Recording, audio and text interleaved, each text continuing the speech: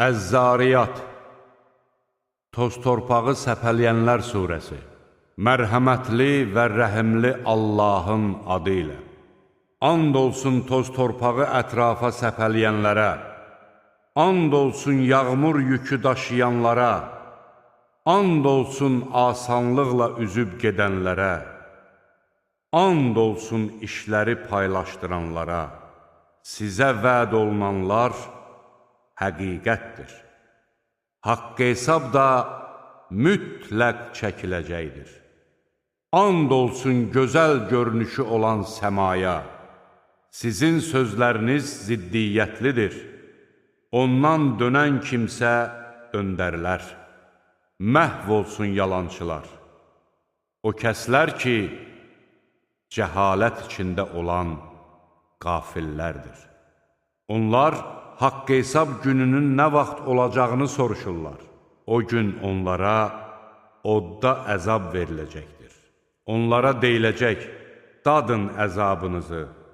Sizin tez tələsik gəlməsini istədiyiniz şey budur. Şübhəsiz ki, müttəqilər cənnət bağlarında və bulaqlar başında olacaqlar. Öz Rəbbinin onlara verdiyini alacaqlar. Həqiqətən onlar bundan əvvəl yaxşı iş görən adamlar olmuşdular. Onlar gecələr ibadət edib az yatırdılar. Sübh çağı isə bağışlanma diləyirdilər.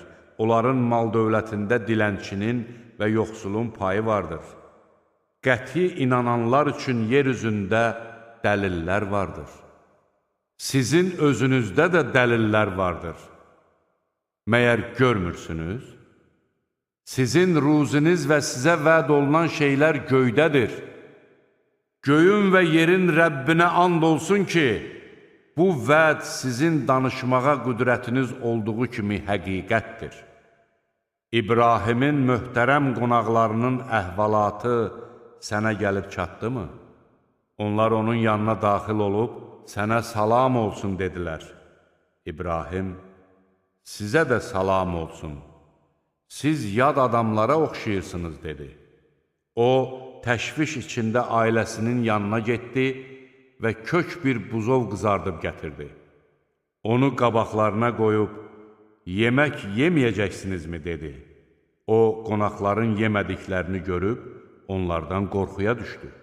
Onlar, qorxma, dedilər və ona elmli bir oğlan uşağı ilə müjdə verdilər. Zövcəsi qışqırıb üz-gözünə vura-vura dedi, axı mən sonsuz qoca qarıyam. Onlar dedilər, sənin Rəbbin belə demişdir.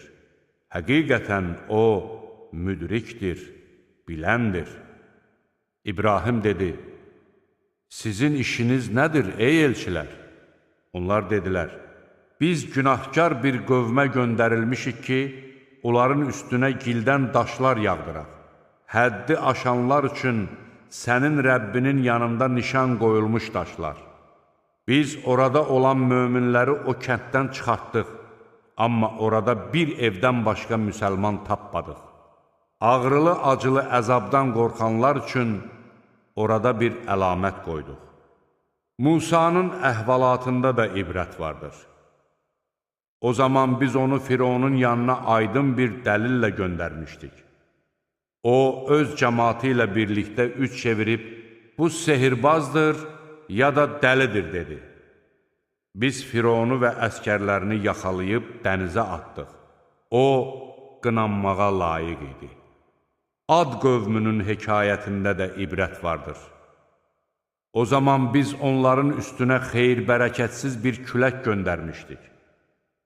O külək üstündən keçdiyi hər bir şeyi sovurub külə döndərirdi. Səmud qövmünün hekayətində də ibrət vardır. O zaman onlara müəyyən vaxtadək dolanıb keçinin deyilmişdi. Onlar öz Rəbbinin əmrindən çıxdılar və onları gözləri baxa-baxa ildırım vurdu. Onlar ayağa qalxa bilmədilər və onlara kömək edən də olmadı. Daha əvvəl Nuh qövmünü məhv etdik. Çünki onlar fasiq adamlar idilər. Biz göyü qüdrətlə yaratdıq və biz onu genişləndiririk. Yeri də biz döşədik. Nə gözəl döşəyənlərik biz. Biz hər şeydən erkək və dişi olmaqla cütlər yaratdıq ki, bəlkə düşünüb ibrət alasınız. De ki, Allaha tərəf qaçın. Mən sizi onunla açıq-aşkar qorxudub xəbərdar edənəm. Allahla yanaşı başqa bir məbud qəbul etməyin. Mən sizi onunla açıq-aşkar qorxudub xəbərdar edənəm.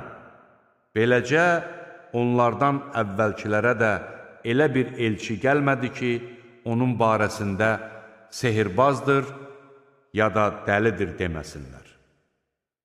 Onlar bunu bir-birinə vəsiyyət mi etmişlər? Xeyr, onlar həddi aşan adamlardır. Artıq onlardan üz döndər. Sən buna görə qınanmazsan. Sən xatırlat, çünki xatırlatmaq möminlərə fayda verir. Mən cinləri və insanları ancaq mənə ibadət etmək üçün yaratdım. Mən onlardan ruzi istəmirəm. Mən onlardan məni yedirtmələrini də istəmirəm.